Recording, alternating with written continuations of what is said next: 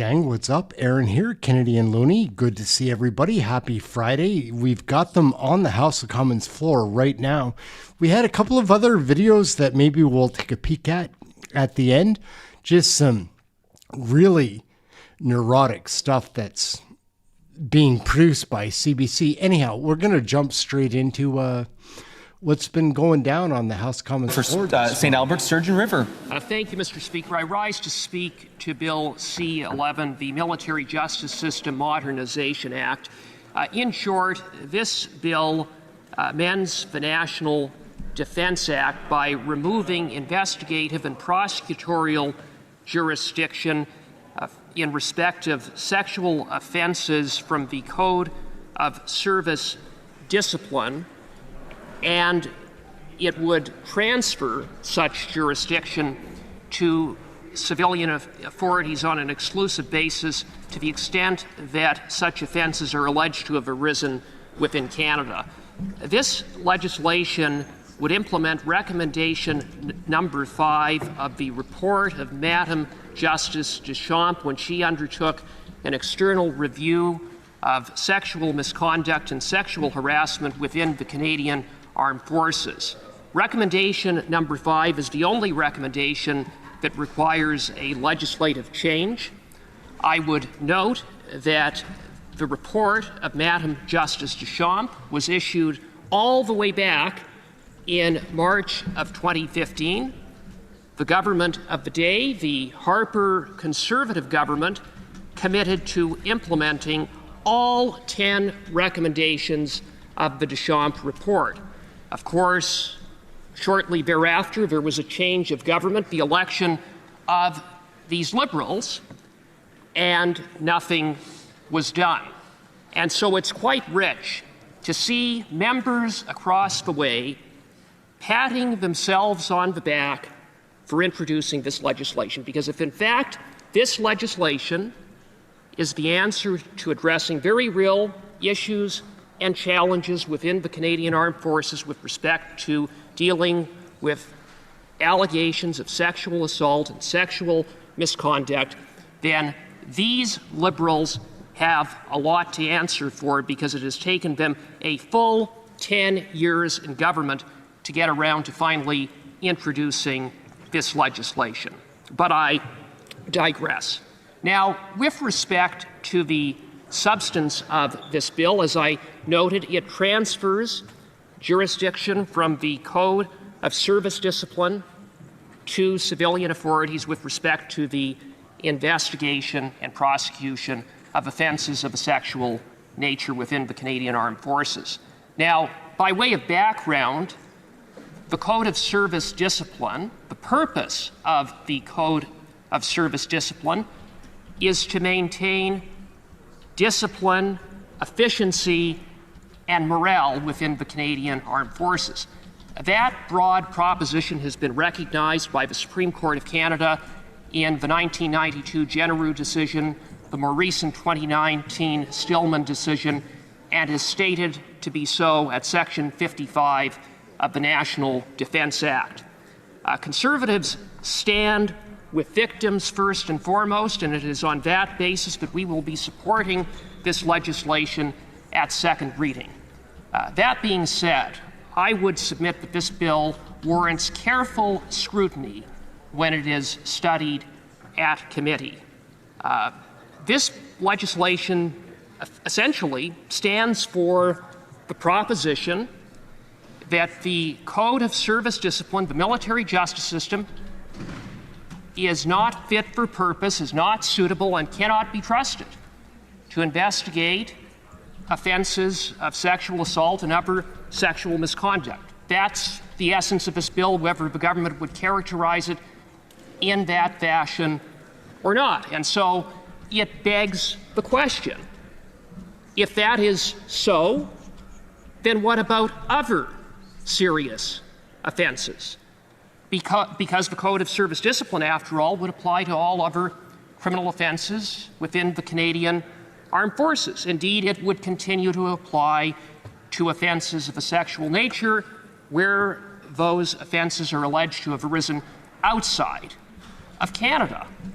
And so if concurrent jurisdiction of the Code of Service Discipline is objectionable in the case of sexual offenses, then should it not be perhaps objectionable in the case of other offenses?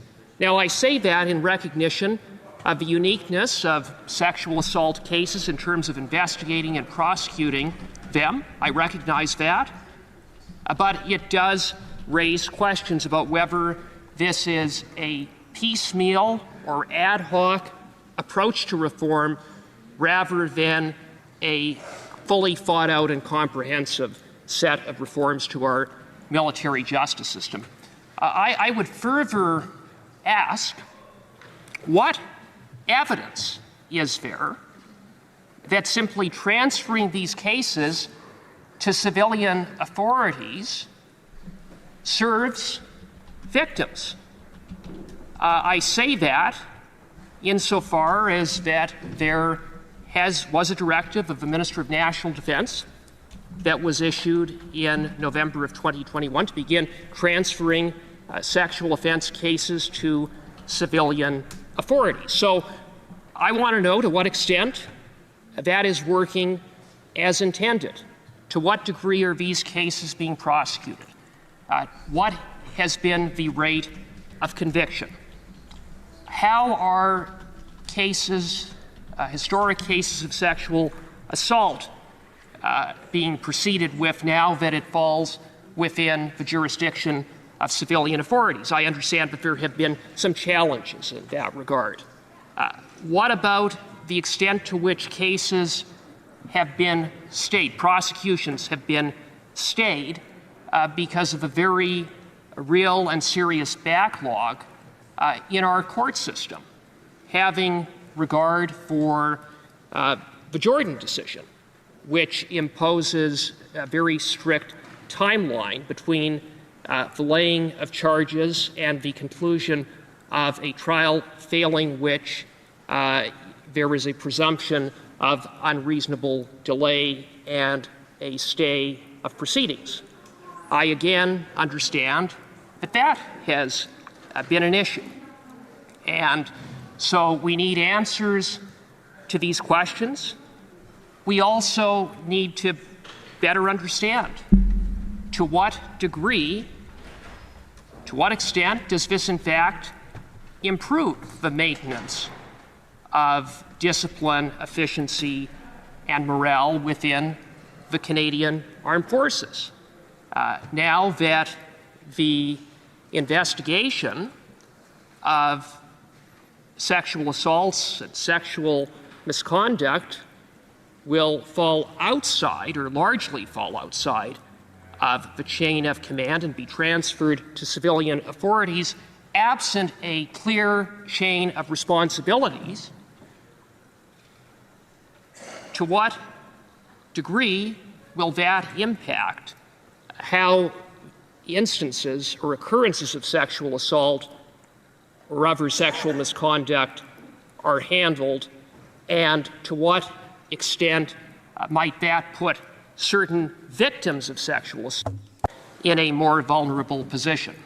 So these are, Mr. Speaker, some of the many questions that need to be addressed, and I know that my Conservative colleagues on the National Defence Committee look forward to working with members on all sides of this House to hear from as many witnesses as possible, first and foremost from victims of sexual assault, but also actors within the military justice system, members of the Canadian Armed Forces, victims groups, and so on. We need to have a thorough study to deal with some of the complexities that have got to be addressed in what is a well-intentioned bill, and the objective of which I support. We need to get this right, first and foremost, for victims of sexual assault within the Canadian Armed Forces who deserve a safe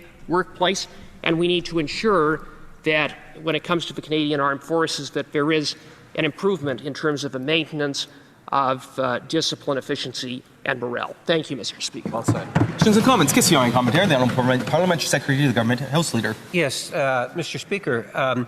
I concur with the member in the sense that Kevin Lamoureux is about as low as a human being can be.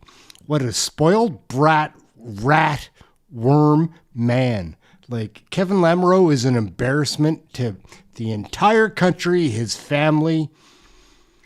He just makes me kind of nauseous, but he's entertaining in a way, too. Like, he's a I believe freak. that it's virtually unanimous in the House that the principles of the bill of taking it from military courts, putting it into civilian courts, along with the investigations at the civilian side, is the right step forward. We all agree with that. The member raises valid concerns in regards to how the transition, because he's right, it's been taking place for the last few years now, bringing it over into the civil system. And I would ultimately argue that the principles of the legislation are fairly well accepted. So the details, because I too share some of the concerns. I think there's variations between the different provinces and territories. And the province or the federal government has been working with the different stakeholders to try to iron out some of those situations. I would concur, and I would ask the member, would he not agree, to get into that kind of detail, sometimes it's best to do that at the committee stage. Member St. Albert. He's Surgeon just River. hateful. Well, I fully agree with the member. Hateful. There are a lot of nuances to this bill. There are a lot of details that have got to be sorted, and there may very well be some amendments that are going to be required to get it right. And it is why we are committed to seeing that this bill move forward and move to committee today. Question commentaire on la députée de l'O- The Honourable Member for Laurentides Labelle. Thank you, Mr. Speaker. I listened to my colleague's speech with great interest, and I thank him for this speech. I do have a complementary concern. We do hope that in reality there will be mechanisms that would guarantee impartiality during a ruling. But currently, in the Veterans Affairs Committee, we are carrying out a study on suicide rates among veterans. And I wonder if my colleague would agree that beyond legislation, there are cultural issues in the military, and we absolutely need to tackle those. Surgeon River. Well, thank you very much, Mr. Speaker. I concur with the honourable member that there are cultural issues that have got to be tackled. There also has been well-documented instances of a failure to hold certain leaders within the Canadian Armed Forces accountable. It's not necessarily the systems that are in place. It is not necessarily the code of service discipline that is the problem. It is what has been instances of a lack of accountability, individuals who have failed. And regretfully, this government has been complicit in that regard when they played a major role in covering up the wrongdoing of Vance. That cover-up went all the way to the top, right to the Prime Minister and right to his Chief of Staff, Katie Telford.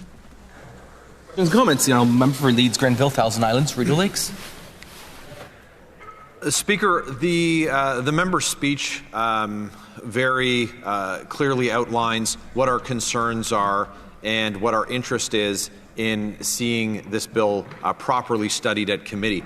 But I have to ask him through you how it is that we got to this place.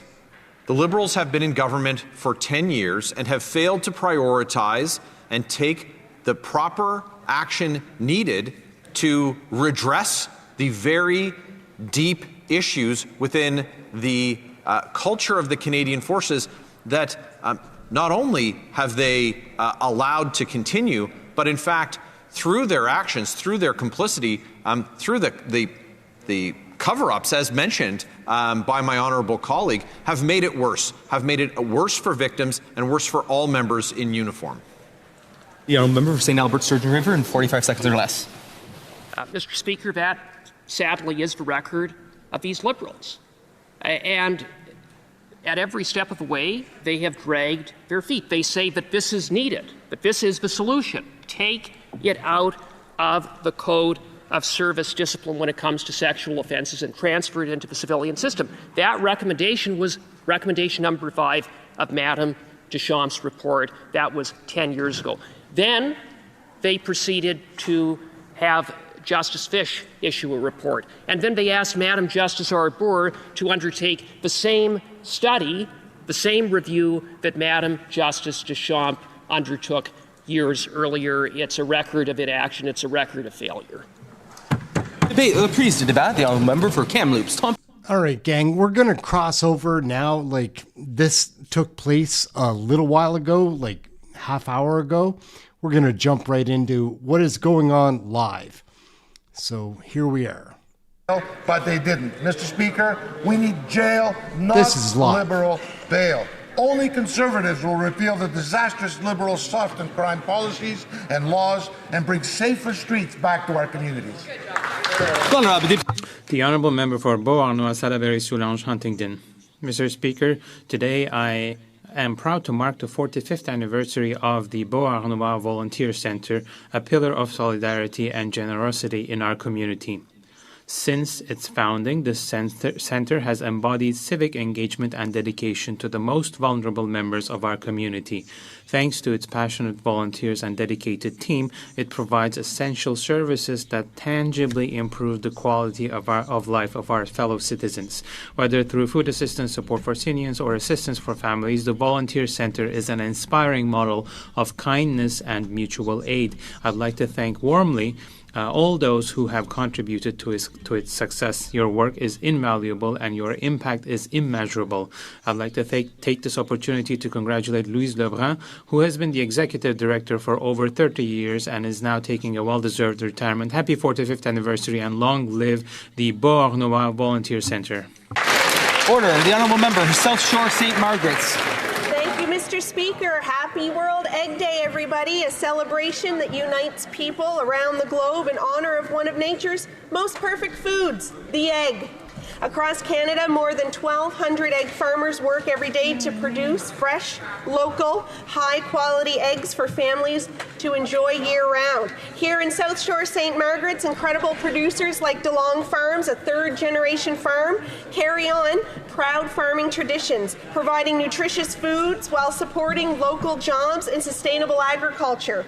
With a flock of nearly 40,000 hens, DeLong's Farms has become one of our major wholesalers of eggs in Western Nova Scotia, ensuring that families across our region enjoy nutritious, made in Nova Scotia eggs. As Roger Pellicero, our chair of Egg Farmers of Canada, reminds us, eggs are truly the perfect food, protein-packed and endlessly versatile. Now let's get cracking. The member for Fundy Royal. Speaker, this Prime Minister is going to spend millions, if not billions, of taxpayers' dollars to confiscate the property of the good guys, law-abiding firearms owners, instead of going after the bad guys. Liberal laws have actually led to more gun crime. Incredibly, gun crime is up 130% under this government. Licensed firearms owners follow the rules, unlike the violent criminals shooting up the streets with smuggled guns who are then released on Liberal bail over and over again. In Cape Breton, these Liberals are spending $103,000 taxpayer dollars just in administration fees to confiscate 200 firearms from vetted, law-abiding gun owners. It's clear to Conservatives, Canadians, police, and even the Liberals' public safety minister that this gun grab won't make us safer, won't keep criminals in jail, and won't stop smuggled guns from coming into Canada. Liberals need to do the right thing and end this waste of taxpayers' dollars. Right on. Labrador. Mr. Speaker, I rise in this chamber today to pay tribute to the life and legacy of my dear friend, Mrs. Caroline Romke. Mrs. Romke was the beloved life partner of the late William Bill Romke, the former Member of Parliament for Labrador and Senator for Canada. On behalf of all Labradorians, this House, and all Canadians, I extend heartfelt condolences to her children, Peter, Hillary, and their families on her passing. Mrs. Romke was admired and loved by many. Her guiding words were these: "It doesn't take much effort to be kind," and she lived by that guidance every day. Throughout her husband's parliamentary career, Carolyn stood beside him with unwavering support, while also providing leadership and inspiration in her own way. Her example reminds us that beside every parliamentarian stands a strong partner, whose encouragement and sacrifice makes public service possible. Today, as we honor Mrs. Carolyn Romke, we also recognize that all spouses, partners, and family who quietly give so much to allow us all to serve. Thank you. The honourable member for Kamloops Thompson-Nicola. The Prime Minister's tenure has been marked by broken promises. Canadians want integrity. They want their government to keep its promises, and this Prime Minister has failed. This Prime Minister promised us the fastest growing economy. He's given us the fastest shrinking economy, the second highest unemployment, and the worst household debt in the G7. Oh, it's true, Mr. Speaker. It's true. Mr. Speaker, this Prime Minister promised that he could be judged by food prices at the grocery store. Meanwhile, prices are rising faster today than when he became Prime Minister. He promised to build, baby, build, but all he's done is block, baby, block. Elbows up, he said, and dollar for dollar tariffs are coming. Instead, he has removed tariffs without getting anything in return. He says one thing, he does another. The Prime Minister's corporate buddies at Brookfield are making out like bandits while Canadians live check to check, lined up at the food bank. That's wrong. The Honourable Member for Ottawa, Vanier-Gloucester. Thank you, Mr. Speaker. I rise today to pay tribute to Miss Thérèse Frère, a resident of Ottawa, Vanier-Gloucester, who recently passed away at the age of 98. She was a remarkable artist, and her spouse suddenly passed away, and then she had to raise 6 children. Now, she devoted herself to pastel, her medium of choice, which allows her to capture with great sensitivity to the movement and changing light of nature. She studied here in Ottawa, and then she captures images from Quebec, from Europe, from the United States, and especially from Newfoundland and Labrador, which she loved. She created 150 works of art to support young people and many more to other associations. She was also appreciated and respected for her dedication to the Franco-Ontarian culture and heritage. She has received many awards. So on behalf of the residents of my community, I offer my sincere condolences to her family and loved ones. May she rest in peace. For Regina Wascana. Mr. Speaker, during the election campaign, the Prime Minister promised to build, baby, build. He promised to fast-track nation-building projects. And these projects would be built at a speed not seen in generations. And he said he was committed to building the strongest economy in the G7. Unfortunately, Mr. Speaker, most of us thought he was talking about the Canadian economy, not the United States. When the Prime Minister was in Washington this week, he promised to invest $1 trillion in the American economy. And that's on top of the $500 billion in investment that fled Canada in the last 5 years and the $50 billion that left just this year. Mr. Speaker, Canadians deserve a government that keeps its promises and stands up for Canadian jobs and Canadian investment in the Canadian economy. Member for Fredericton, Oromocto. Great job, Cranberry. Thank you, Mr. Speaker. I'd like to take a moment to commemorate the life of a beloved constituent, Ruth Phyllis Kavanagh. Ruth devoted her life to serving her community. She was a founding member of Fredericton's Transition House in 1980, the province's first shelter for abused women and children. She later took on the important role of coordinator at the Oromocto and Area Food Bank. Under her leadership, the food bank expanded to include clothing and furniture, recognizing that nourishment comes in many forms: warm meals, warm coats, and a place to sit with dignity. Son énergie n'a jamais diminué, même Her energy never went down, especially even at her older days. She will be missed by the community. In every family she reached out to and helped out, and every volunteer she inspired, we see a legacy, a piece of legacy. An unwavering dedication to her family and community. She will be remembered by many. Thank you. Oral questions. Question orale. The Honourable Member for Sherwood Park, Fort Saskatchewan. Here we go. policies are causing a deepening youth unemployment crisis, leaving the next generation in an increasing state of desperation. Today's unemployment numbers show a further spike in youth unemployment, now up to 14.7% and approaching 500,000 unemployed Canadian youth. Youth unemployment was already at recession levels before these further increases. Liberals promise change, but their broken promises are pushing yet more young people out of work. Do they understand that these unemployment numbers aren't just hurting youth today, but are setting them up for more struggle and pain throughout their lives? The Honourable Parliamentary Secretary and Secretary of State for Youth. Mr. Speaker, let's talk about those jobs numbers today. Statistics Canada reported that employment has increased by 60,000 jobs. That is 28,000 jobs in manufacturing, 14,000 new jobs in healthcare, 106,000 full-time jobs, Mr. Speaker. We have a plan, we are making progress, and we are going to be there to create good-paying, career-starting jobs for all Canadians. Member for Sherwood Park, First Saskatchewan. Mr. Speaker, only an out-of-touch Liberal would try to congratulate themselves when we have a significant increase in youth unemployment in this country. These are the facts. Over 17,000 young people in Ontario alone lost their jobs in the last month. Overall unemployment remains at 17.1% and continues to increase in major cities, including the city where that parliamentary secretary is supposed to represent. How can these Liberals dare try to pat themselves on the back when Statistics Canada today shows even more young people out of work? Very good. The Honourable Parliamentary Secretary. Mr. Speaker, let's deal in facts here. These jobs numbers are for September. At the end of a summer, many youth are actually leaving jobs, going back to school, back to other work. But coming back to what the Liberal government is doing, we're investing $1 billion, for example, in Red Seal trades for apprenticeships. We're investing in work-integrated learning. We're investing in co-ops, Mr. Speaker. But most importantly, we are going to be building the houses and investing in the projects that are going to create tens of thousands of jobs for all Canadians right across the country, beginning with our young people.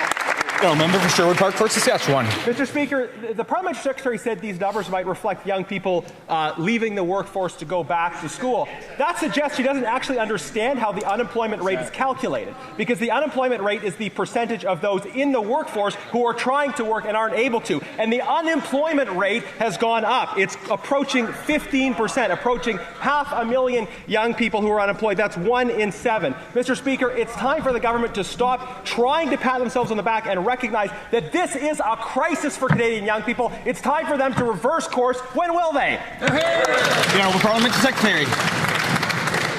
Mr. Speaker, the data doesn't lie. In September, we created over 100,000 new full-time jobs in this country.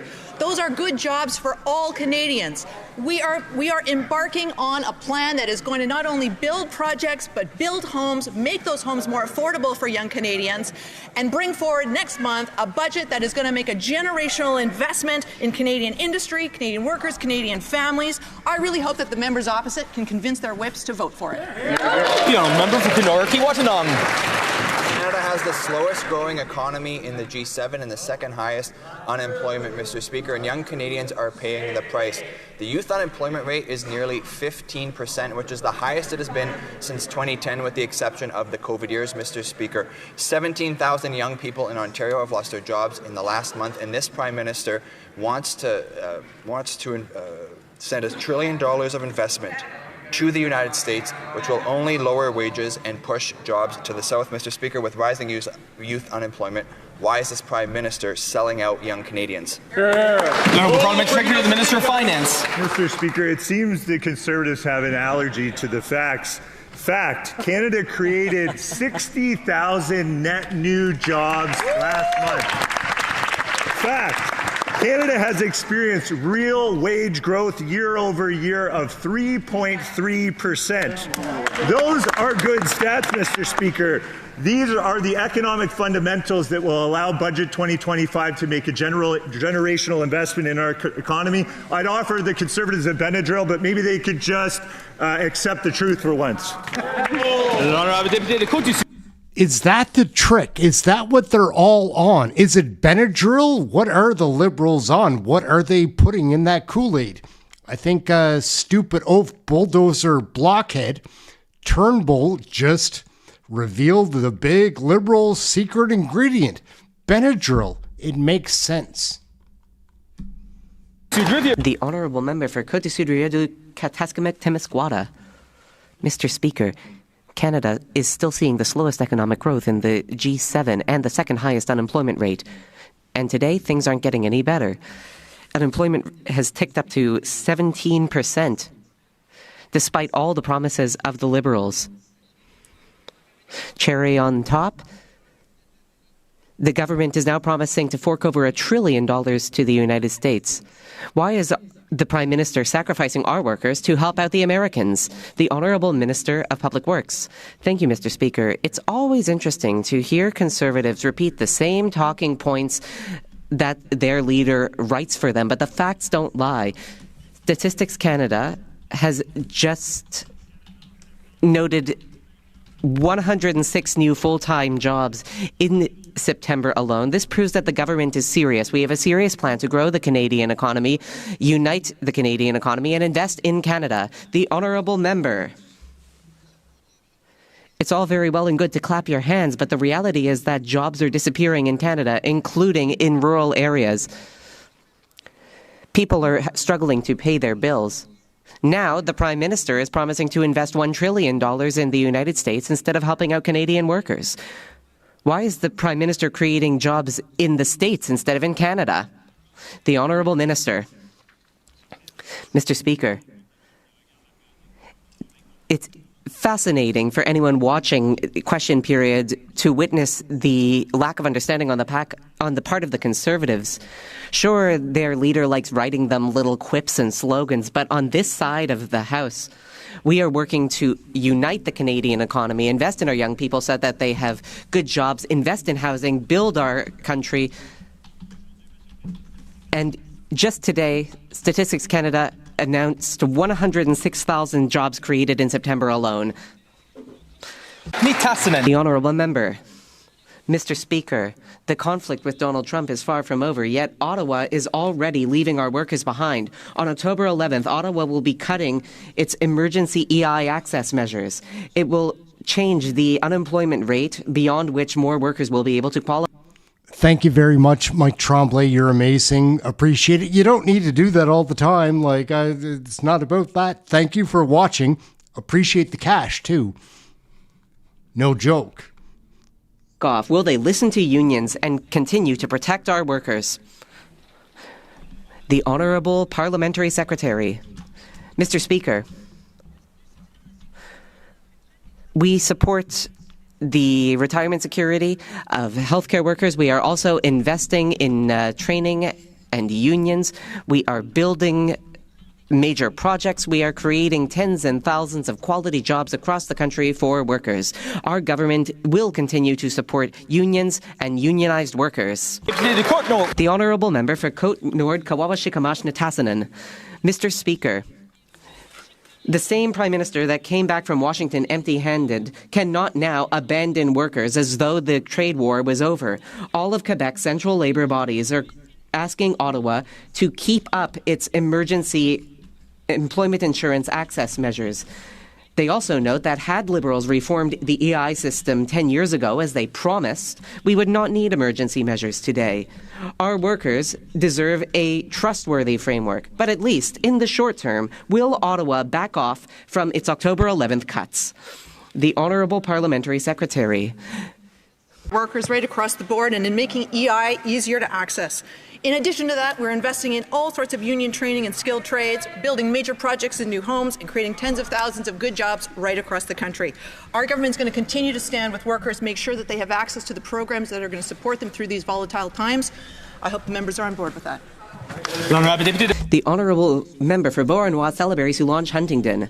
Mr. Speaker, clearance rack drivers constitute a public danger. Sure, Ottawa is tightening up tax laws applied to trucking businesses.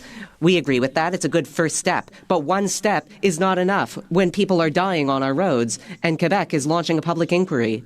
Temporary immigrants should not be allowed to incorporate. Traffic officers should be better equipped. There should be automatic audits. And that's just the beginning. When will Ottawa finally use all the powers at its disposal to end this trend of clearance frac drivers. The Honourable Parliamentary Secretary. Thank you, Mr. Speaker. As my colleague across the way knows, licensing is up to the provinces. So it's up to provinces to impose measures. We believe in standing by drivers and truckers who deserve good wages. We will expect the laws to be respected. Over 1,000 inspections and awareness activities have been carried out since 2023. Our priority is to ensure safety on the roads. Lethbridge. Here's what we know. We know that every dollar that this Prime Minister spends, it drives up inflation, which increases the cost of living for Canadians. He said he'd be judged by the prices at the grocery store. Well, the report card is in, and it's a big F, failure. I'm talking about Susie in my riding. She's a senior and she's finding it difficult to be able to afford both rent and groceries. She's worked hard her entire life to make a go of it, and she's been rather successful until now. Now she's in this position where she's actually having to choose to skip meals in order to be able to pay her rent. That's not right. We live in Canada. It's the richest country, one of the richest countries in the world. Why is it that under this government, people like Susie are struggling so much? The Honourable Parliamentary Secretary, the Minister of Finance. I have good news for Susie and that member's riding, and good news for all Canadians. This morning, our Prime Minister announced a package of more affordability measures, including an extension and making a permanence of the National School Food Program, which is great news for all Canadians. This is a program that feeds 400,000 more kids per year. I know the member opposite has voted against this program in the past, but I can't understand how she can stand up here and try to lecture the Liberal Party on standing up for Canadians on affordability. The Honourable Member for Lethbridge. This member just told me that I should go back to my riding and tell Susie, a senior in my riding who has worked hard her entire life to be able to make ends meet, now can't pay for rent and groceries, therefore is skipping meals. This member just told me that I should tell her that she should enroll back in grade school so that she can take advantage of this government's bureaucratic school program? That's what this member just told me. Is he for real? Is he for real? If this is the definition of success, I'd hate to see the definition of failure. The Honourable Parliamentary Secretary to the Minister of Finance. Order. I'm happy to clarify to the member opposite, there's a package of 3 affordability measures, and one includes automatic tax filing, which will help millions of Canadians, including seniors, to access benefits to which they're entitled. That's thousands of dollars for many Canadians, including the Canada Child Benefit, the GST rebate, the disability benefit, and many other benefits that Canadians will be able to take advantage of because of this government's actions. Automatic tax filing will make it easier for Canadians all across this country to access the benefits. The Honourable Member for Cambridge. Mr. Speaker, the Prime Minister said Canadians should judge him by the cost at the grocery store. Well, they have, and he's failed. In Cambridge, the food bank saw over 23,000 visits last year, a 114% increase. Wow. 1/3 of those visits were children and youth, and 43% were first-time users, families who's never used the food bank before, now lining up for food. Even people with jobs can't afford groceries because the Prime Minister continues to take their lunch money to wine and dine abroad. If this is what success looks like to the Prime Minister, what does failure look like? The Honourable Parliamentary Secretary. Wow! In addition to 60,000 net new jobs added to the Canadian economy, we've now announced more affordability measures for Canadians that will put money in their pockets. A national school food program made permanent for in perpetuity will benefit Canadians to the tune of $800 per year. That's helping put food in hungry bellies of kids all across Canada. I can't understand how the Conservative Party can try to lecture us about food bank lineups and then stand up and vote over and over in this House against feeding hungry children. What a train wreck that guy Turnbull is. Like, he's dumb as a rock. Like, oh. Gentleman member for Cambridge. Mr. Speaker, that wasn't an answer. This government took food off Canadian tables, then built a bureaucracy to take credit for giving some of the crumbs back. They talk about all these programs, but if they were working, then 1/3 of the people using food banks in Cambridge wouldn't be children. In my community, I've met parents who are working full-time, still skipping meals so their kids can eat. They're not failing, they're being failed. So on their behalf, I'll ask, Why is it no longer a guarantee that a full-time job will put food on the table for families? Parliamentary Secretary.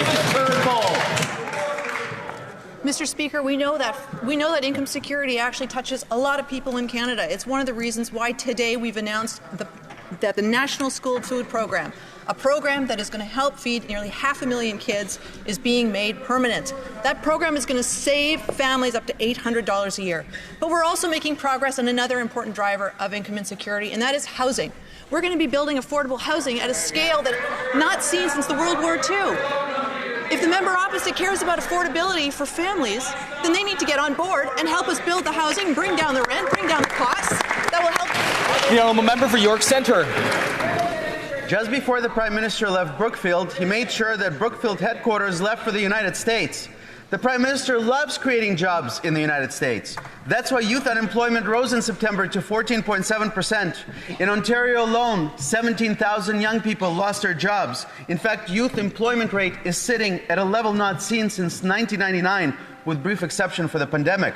But with young people unable to find work, the Prime Minister wants to send $1 trillion of investment to the United States. Why? The Honourable Parliament. Just want to point out and ask the question as well, like, does anybody else see the presence that Roman Baber there has online?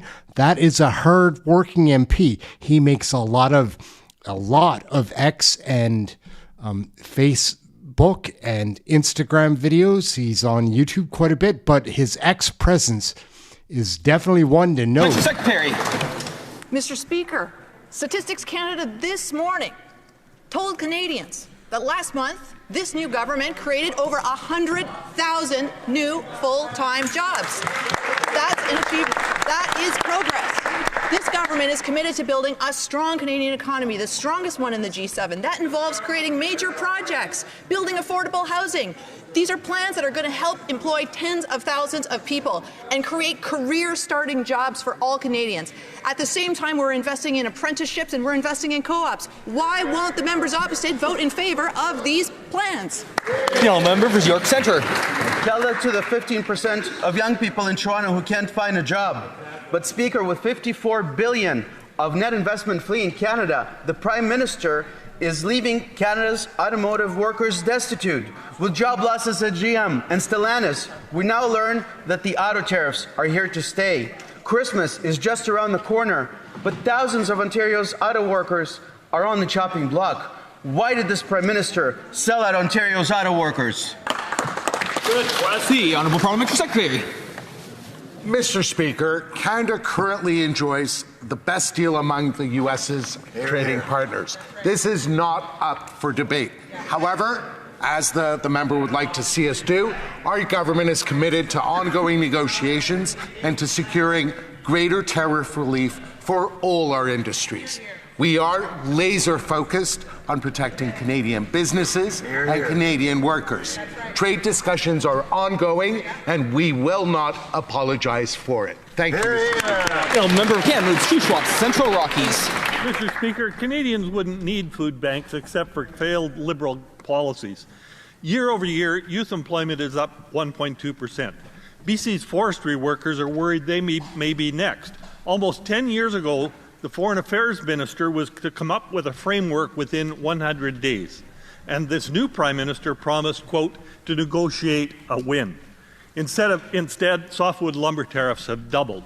Why won't the PM fight for Canadian lumber mills and the families and jobs that they create? The Honourable Parliamentary Secretary to the Minister of Energy. Mr. Speaker, we've announced amazing programs to help the forest industry. And we have $700 million to help them in liquidity. We have $500 million to help them with the transformation, and $50 million to help our workers in the industry. We will not rest until we help all of our industry affected by tariff. Thank you, Mr. Speaker. The Honourable Member for Gaspésie, Les Îles de la Madeleine, Listagouge. Mr. Speaker, the Gaspé has been left behind by Via Rail, which is refusing to restore its service to our region, despite the fact that it gets $1.3 billion worth of federal support specifically so that they can operate regional lines, despite the fact that Quebec invested $355 million to repair tracks all the way up to Port Daniel. Via Rail is pocketing Ottawa's money given so that it could serve rural regions, but it's refusing to provide service and do right by the Gaspé. Will the government demand that Via Rail restore its service between Matapédia and Port Daniel as soon as possible? The Honourable Parliamentary Secretary. Thank you for that question. Our government supports and believes in the importance of passenger rail service. Mr. Speaker, Via Rail is committed to returning to Gaspé as soon as the rehabilitation work on the rail infrastructure has been completed and service can resume safely all the way to Gaspé. The Honourable Member for Rimouski-La-Matapédia. Mr. Speaker, Via Rail gets $1.3 billion from Ottawa to, among other things, operate regional lines. But they have invested nothing to improve services in eastern Quebec. In Rimouski, the train comes only 3 times a week, around 2 o'clock in the morning. Imagine, this is completely disconnected from the reality of what is a regional hub. It's also disconnected from the reality of people who need to travel for medical treatment, school, or family visits. Since this government is paying Via Rail to serve rural areas, will it demand that they stop ignoring eastern Quebec? The Honourable Parliamentary Secretary. Thank you for that question. The importance of rail is important to us. It's important to the people of Gaspé. Connection connects all of us to job, recreation, and other. We're committed to rail rehabilitation. We'll continue to be committed to rail rehabilitation. Why? Because it's the right thing to do to build Canada strong. The Honourable Member for Montmorency-Charlevoix. Mr. Speaker, Quebecers have always been proud of living in safe communities, but the most recent statistics show a significant rise in crime, including violent crimes like home invasions. In Montmorency-Charlevoix, a region where tourism is important, and tourists repeat how safe they feel in our region, this is a worrying trend. Prevention is important in health, but it's also important in crime prevention. The Liberals are releasing criminals time and time again, and this represents a risk for public safety. When will Liberals stop minimizing violence in our communities? The Honourable Parliamentary Secretary. Mr. Speaker, Canadians deserve to feel safe in their communities. We agree on that. Our government is going after violent reoffenders. We will table a new bill that will reform the bail system, as well as sentencing and the effectiveness of our courts. We are working in close collaboration with provinces and territories to reform the bail system and sentencing. We will give the police and Crown prosecutors the tools they need to keep violent reoffenders off our streets. The Honourable Member. In Quebec, we often talk about crocodile tears. You cannot cause a problem and then say how you feel you are in solidarity with the victims. Canadians and Quebecers don't just want crocodile tears and empty words. We want real change. Strong measures, effective measures, and ambitious measures to bring down crime and truly ensure that people are safe. We also want to ensure the safety of victims all throughout Canada. When will we see this? The Honourable Parliamentary Secretary. Mr. Speaker, Conservatives like to play with their numbers, so here's a statistic for them. The United States has 3 times more the number of homicides as Canada, including violent crimes committed with weapons. So how come Conservatives are always copying their measures from the United States when we know that it doesn't work?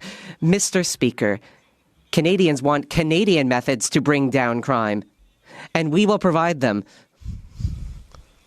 Our government is committed to bringing down crime. Weak Liberal bail laws like Bill C-75 require courts to release repeat violent offenders at the earliest possible opportunity under the least onerous condition. Now, just days ago, a man in New York was violently injured during a home invasion, and one of the accused was already out on bail for crimes as serious as attempted murder.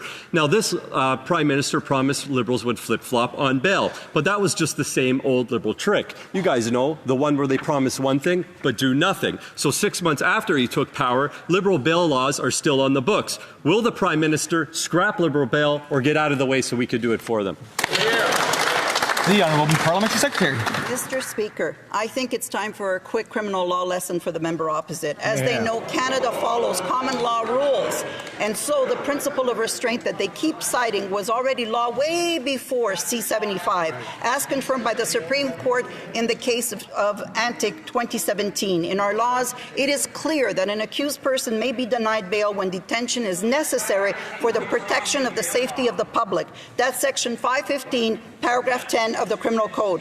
I don't have my code with me here today, but I'll be happy to email the article to my colleague. The Honourable Member for Vaughan Woodbridge. We'll take no lessons from the Liberals on bail reform when, because of their laws in places like Vancouver, you had the same 40 criminals arrested 6,000 times in 1 year. Now, while the Liberals claim they're consulting on bail reform, but Canadians aren't waiting for meetings. They need action now. Since weak Liberal laws have been put on the books, violent crime is up 50%. Innocent people are dying. Bailey McCourt was murdered just hours after her abuser was released on bail. How many more victims will it take? Now, will the Prime Minister do the right thing, scrap Liberal bail, stop obstructing, or get out of the way so we can do it for them? The Honourable Parliamentary Secretary. Mr. Speaker, I've risen already before, and the party opposite says for them to do the work. Let them do the work. These Conservatives have adopted 6 crime bills during their time in government, and every single one of them was struck down by the Supreme Court, Mr. Speaker, including the most recent one in 2023 in the Hills decision. The member opposite should do his homework and get informed. Mr. Speaker, let me assure this House that on this side of the House, we are working on serious bail reform in collaboration with the provinces and the territories and law enforcement. It will be fully constitutional on repeat violent offenders. This is the kind of leadership The Honourable Member for Richmond Centre, Marpole. Mr. Speaker, the Liberals' taxpayer-funded safe supply is anything but safe. In British Columbia, these drugs are flooding the black market, funding organized crime, and feeding the very addiction crisis they claim to solve. This Liberal government is subsidizing the drug trade, while the Public Safety Minister refuses to acknowledge this public safety crisis.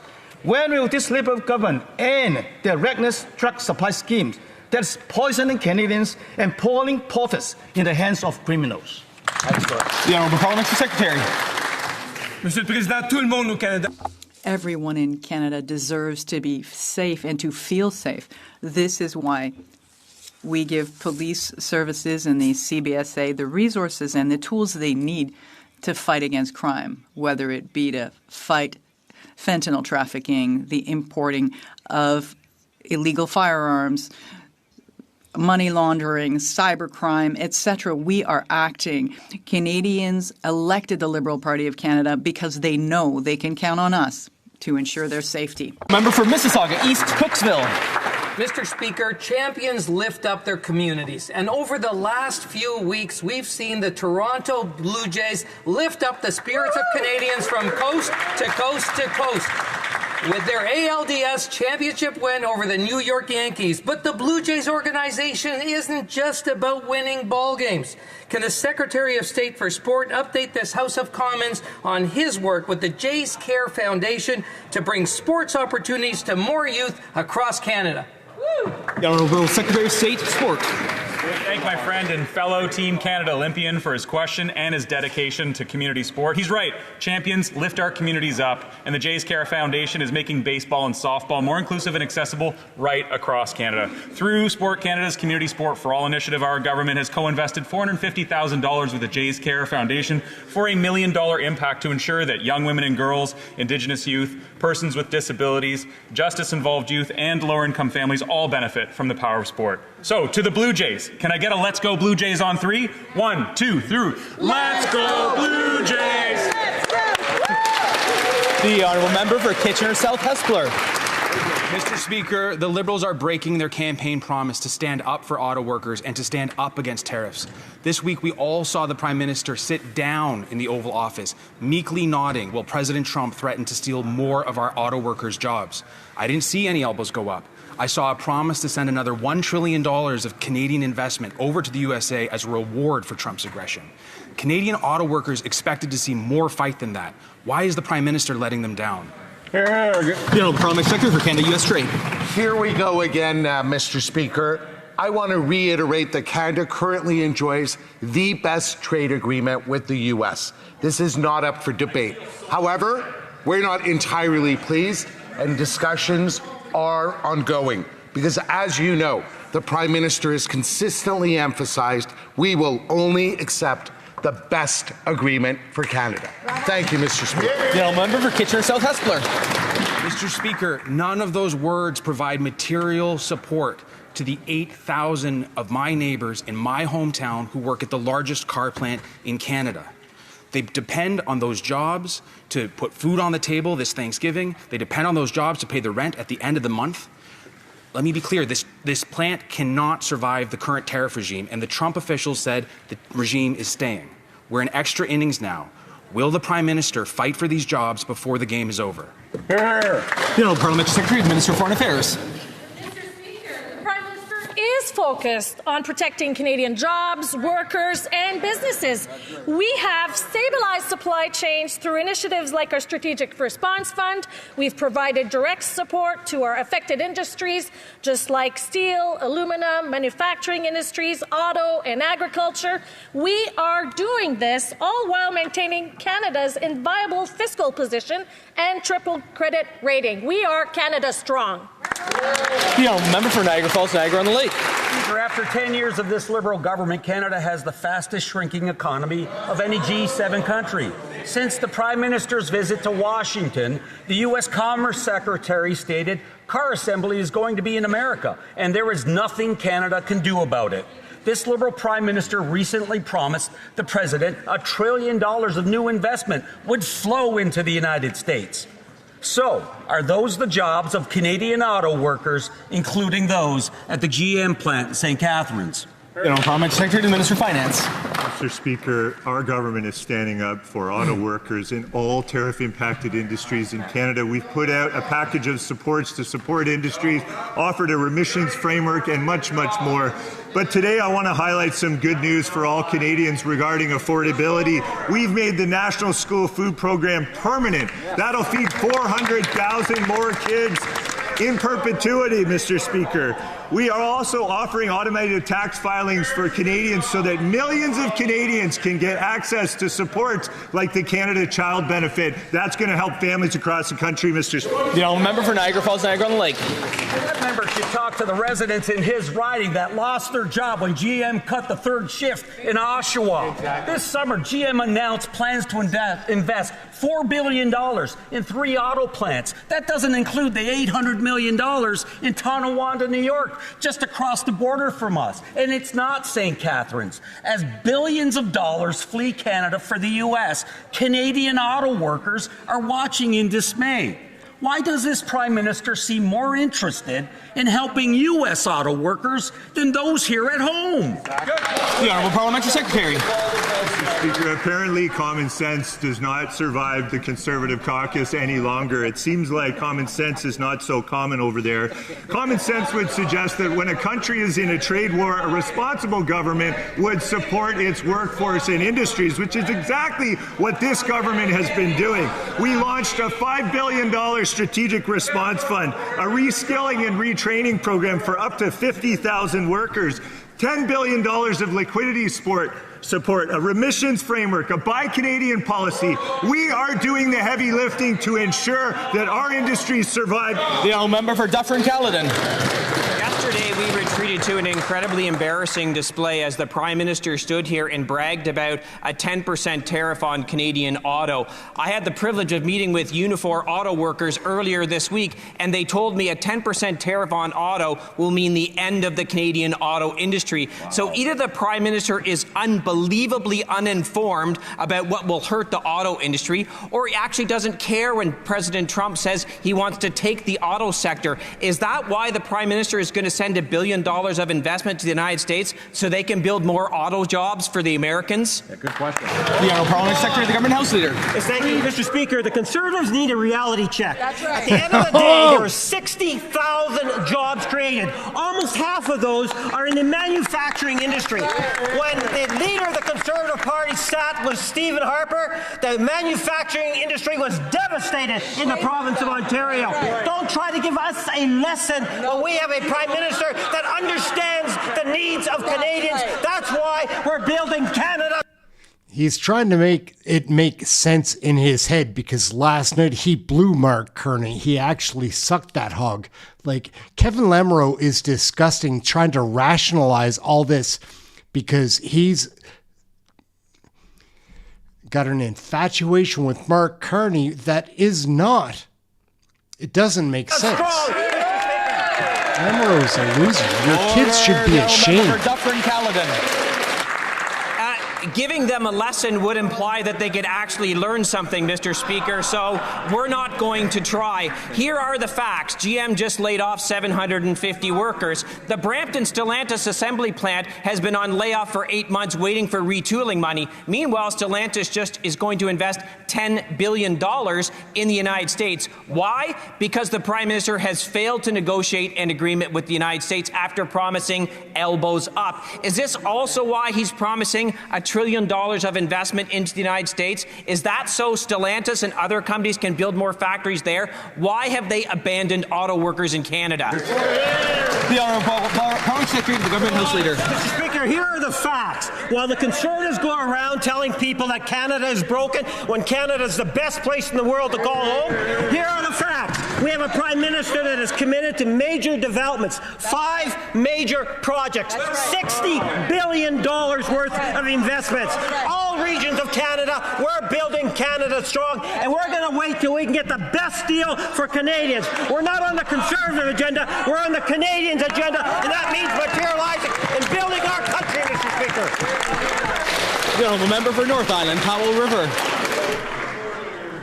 Mr. Speaker, the coastal forest industry is in crisis. Harvest volumes have been cut in half. 9 mills have closed, and thousands of hardworking Canadians have lost their jobs. And what the people want to know is, where is the federal government? The PM promised to, quote, negotiate a win with the United States. Instead, lumber tariffs have doubled since he became Prime Minister. Meanwhile, permitting and legal issues have only gotten worse. How many more forestry workers across BC have to lose their jobs until this Liberal government comes up with a plan that actually works? The Honourable Parliament Secretary. Well, Mr. Speaker, the Canadian government is right there with Canadian workers and affected Canadian communities. We've announced $50 million in supports for workers, $700 million in liquidity support, and $500 million to innovate both products and markets. We are more than happy to work with the members opposite if they have ideas to continue to support the forestry sector, but we haven't heard any, Mr. Speaker. The Honourable Member for North Island, Powell River. We're one pulp mill closure away from the total collapse of coastal forestry. That is a quote from Kermit Dahl, the mayor of Campbell River, articulating just how dire the situation has become. On Vancouver Island, every single mill is running at reduced capacity due to lack of fiber and crippling tariffs. Tariffs that this Prime Minister promised to have removed by July 21st. Instead, they have increased by 100%. What does the Prime Minister have to say to the thousands of Canadian forestry families he's selling out by not keeping his word? Good question. The Honourable Parliament Secretary, the Minister of Energy. Mr. Speaker, we've been clear that the U.S. tariff on Canadian softwood lumber are absolutely unjustified, and we're working at every level to resolve the softwood lumber dispute. I've got 40 years of experience in business, and never, ever do I negotiate in public. That's what our Prime Minister is doing to support all of our workers. Thank you very much, Mr. Speaker. Gentleman, member for Vernon Lake Country, Monashee. Mr. Speaker, has the Prime Minister ever had to have to choose between buying groceries and paying the rent? Has he ever felt the panic of not knowing how to make it till the end of the month? That's the reality for thousands of BC forestry workers this winter, while he jets around the world handing out jobs to his wealthy friends and making concessions to the Americans. He bragged that his elbows would stand up to Trump, but Canadians are worse than ever since his elbows arrived. So I have to ask, how many BC lumber workers will lose their jobs because of this Prime Minister's failures, and why won't he fight for Canadian families? General Parliamentary Secretary to the Minister of Energy. Well, Mr. Speaker, the Prime Minister is going across the world finding new trade deals and new markets for Canadian products, including forestry products. This is part of a diversification effort that is backed by $500 million that is going to support new markets and new innovations. We've got supports for workers, $50 million. We've got liquidity support, $700 million. And we want to work with people to find more and do more, but we haven't heard any ideas from the opposition here. So I'd welcome them at any time. Member for Prescott, Russell, Cumberland. Mr. Speaker, Canadians have chosen this new Liberal government to reduce costs. Investing in families helps them get ahead. Not the Conservative Party's approach of cutting benefits. Can the Parliamentary Secretary tell us how we are achieving this? Parliamentary. The Honourable Parliamentary Secretary. I'd like to thank my colleague for Prescott Russell Cumberland for her question. Good news, Mr. Speaker. Your new government is making the National School Food Program permanent. This will mean students will have access to nutritious food they need, and it means about $800 a year off the grocery bill for families. We are reducing costs for families so that children can thrive and parents can get ahead. Member for Okanagan Lake West, South Kelowna. The controversial billion-dollar loan to BC Ferries continues to take on water, thanks to a Czech News exclusive that shreds the bogus talking points that these ferries could not be built in Canada. We know that BC Ferries was presented a report that showed that Canadian shipyards could build these new vessels, creating thousands of jobs, billions in economic growth, and pride in Canada's craftsmanship. Shamefully, they rejected this Made in Canada option and instead went to communist China. With so many Canadian workers at the food bank, remind us again, why is the Prime Minister continually selling us out? The Honourable Parliamentary Secretary. Mr. Speaker, we've expressed our disappointment with how this process went on. We were not part. This is a Crown corporation. We were not part. However, I will tell you what we did, Mr. Speaker. We did sell a policy, buy Canadian. We are encouraging all of Canadian procurement to buy Canadian. We've also launched the Defence Procurement Agency to increase. This whore is wearing a Chrystia Freeland face mask wig. Encourage our companies. We are building Canada with Canadian workers, with Canadian material. This is how we're building a Canadian strong economy, not by peddling slogans. Thank you, Mr. Speaker. Member for Okanagan Lake West, South Kelowna. They are cutting checks to China, Mr. Speaker. The Liberals can pretend that this was all BC Ferries' sole decision, but it was this government that created the Canadian Infrastructure Bank, filled it with billions of taxpayer dollars, allowed the loan to go forward with no questions asked. Conservatives believe the loan should be cancelled because if Canadian shipyards, Canadian steel workers, Canadian jobs don't qualify for support, then what's Canadian about it? If this government is more comfortable funding shipyards in the People's Republic of China than jobs here in Canada, why not just call it the Beijing Infrastructure Bank and be done with it? The Honourable Parliamentary Secretary. Mr. Speaker, once again, the opposition is showing how they just want here to divide Canadian. We are standing by Canadian worker, we're standing by Canadian industry, we are investing where we launched Build Canada Home in order to build Canada affordable home. Last time Conservatives were in power, they lost 800,000 affordable homes. So please do not give us a lesson about affordability. You lost 800,000 affordable homes. They lost 800, and they built six affordable homes, Mr. So do not give us a lesson. Again, address the comments to the chair. The Honourable Member for Surrey Moose Mountain. Mr. Speaker, canola isn't just a prairie success story. It's a national powerhouse. bigger than our steel, aluminum, and auto sectors combined. Yet while unfair Chinese tariffs continue to crush the canola sector, this Liberal government, they're silent. Not a word, not a plan, not a single success. When will the Liberals stop abandoning Canadian farmers and finally, for once, stand up for the good people who feed this country? The Honourable Parliament Secretary, Minister of Agriculture. Thank you, Mr. Speaker. The canola is one of the best in the world, the best product, and China's tariffs are completely unfair. As we are resolving this trade dispute, Mr. Speaker, we are there to support our farmers with programs to support them. We have announced $370 million in support, and we have also changed the regulation to allow more biofuel in this country that will use the product from our canola producers. Thank you, Mr. Speaker. Bravo. The honourable member for Port Moody Coquitlam.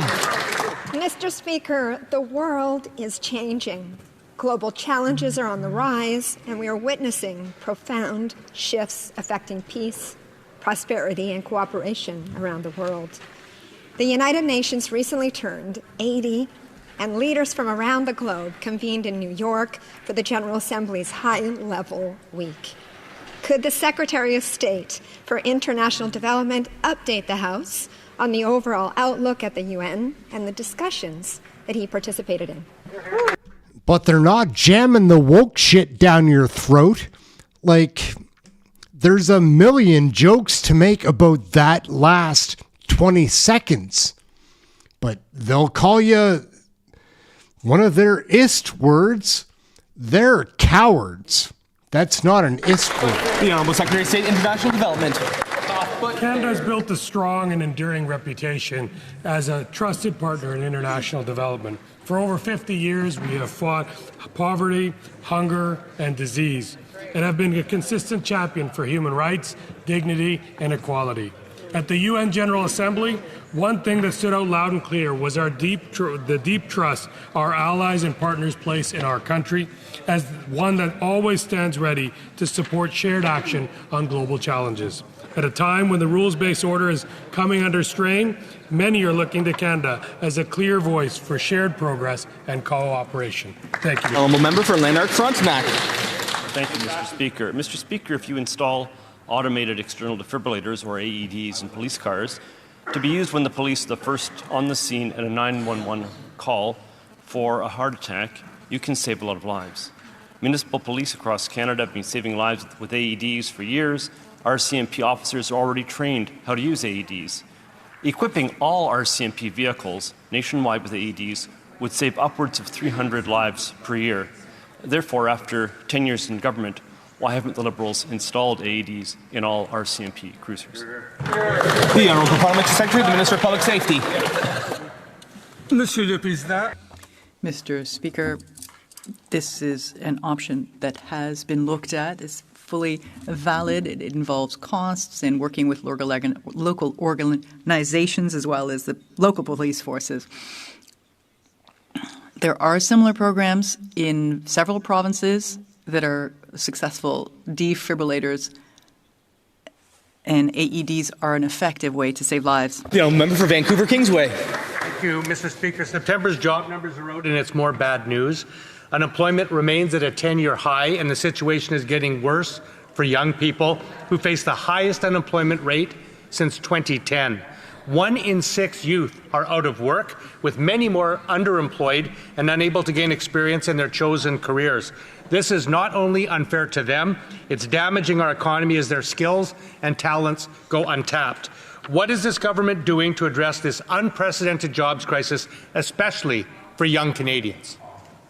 The Honourable Parliamentary Secretary.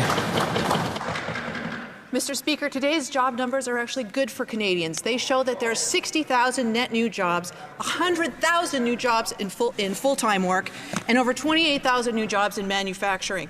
This government is squarely focused on young people and making sure that we're going to have good career-building jobs for the future. That's why we are making major investments right now in major projects right across the country, building homes at a scale we haven't seen since World War II. These are the type of initiatives that are going to create tens of thousands of good jobs for Canadians going forward. Thank you. Member for Vancouver Kingsway. Well, higher unemployment for young people is not good news. Yesterday, I met with the Elbows Up for Climate Coalition, a national group of mayors calling for federal investments to prevent and mitigate the ravages of climate change. They explained the real costs of failing to do so, including catastrophic destruction in places like Jasper, to the high cost of food due to crop failure and drought. Folks can't get insurance and they need help to retrofit their homes. Will this government help their communities take action on the climate and put young people to work through the NDP's Youth Climate Corps? The Honourable Parliamentary Secretary, the Minister of Environment and Climate Change. Thank you, Mr. Speaker. And every time I come out here, I talk to the last two people I talk to are my children, 17 and 14, and I think about their future. And I know this Liberal government has a strong message that we want to fight, protect, and build Canada strong while protecting our environment. And that's the commitment I have for them. That's the commitment this side has for all children and youth right across this country, that this country will be one that's even better and brighter for them to inherit in this generation and next generation. Thank you, Mr. Speaker. Order, and that concludes question period for today. Routine business. The Honourable Member for Sherwood Park, Fort Saskatchewan, on a point of order. Mr. Speaker, thank you. During question. Nope. So it's a real rough watch. Question period, no joke. Like, I enjoy the chat room very much, but actually watching the politics, like as the week drags on, it gets tougher to watch because these Liberals, they aren't changing. They're not going to change. Their plan is to destroy your Canadian culture.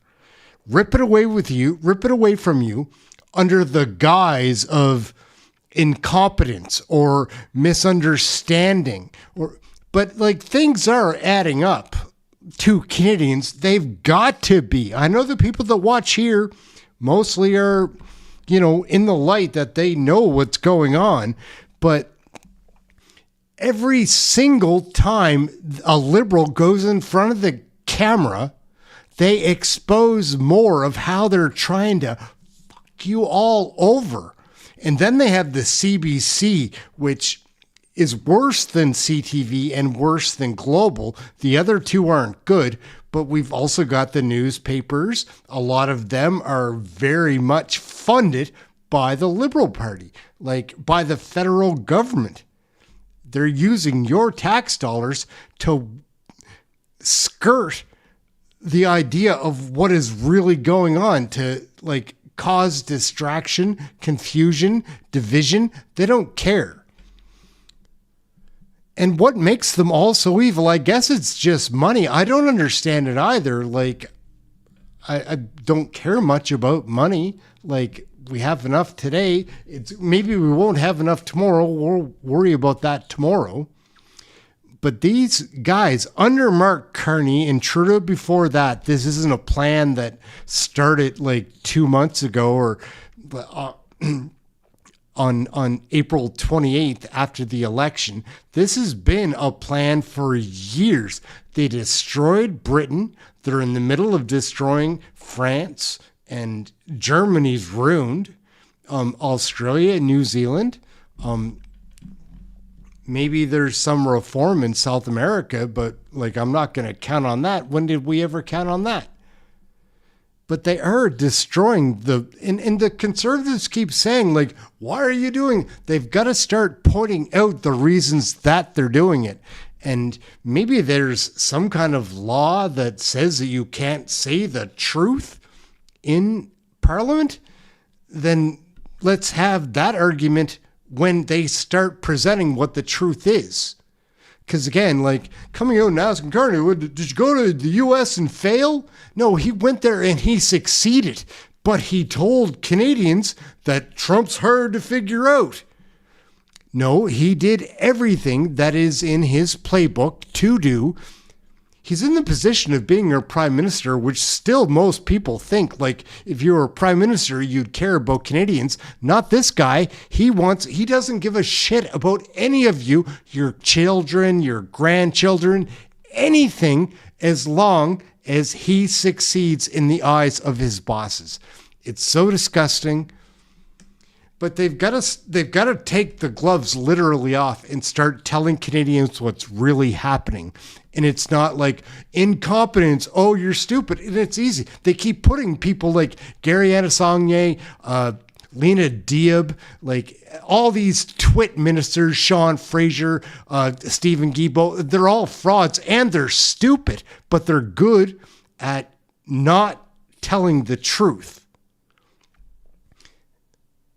The Conservatives really need to, in my opinion, just an opinion, need to break down the barrier and start saying, you're doing this on purpose and this is why. The evidence is there.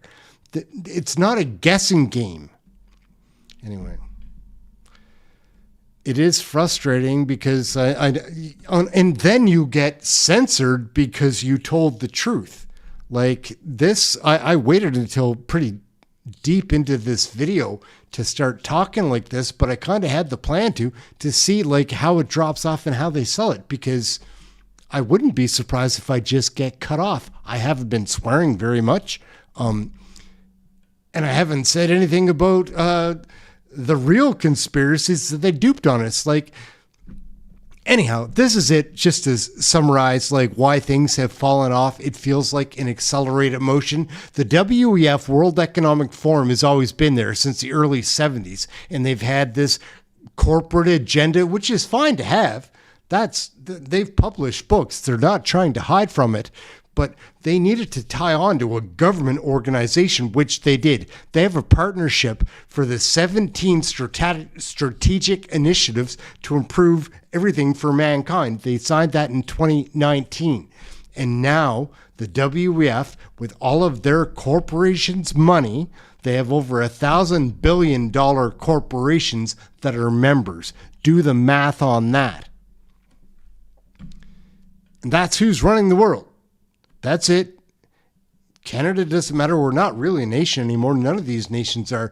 It would seem the United States, to me, is putting up a good fight, but they're not going to be able to overtake the order that's taking over the world, the new one. And again, I don't mean to be a Debbie Downer, but it might be too late. There's an excellent chance that it's too late because they're not going to get Europe back.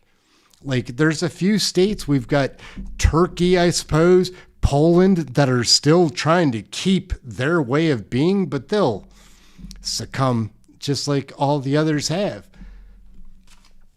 Anyhow, you think you're living in a democracy, you are in fact not.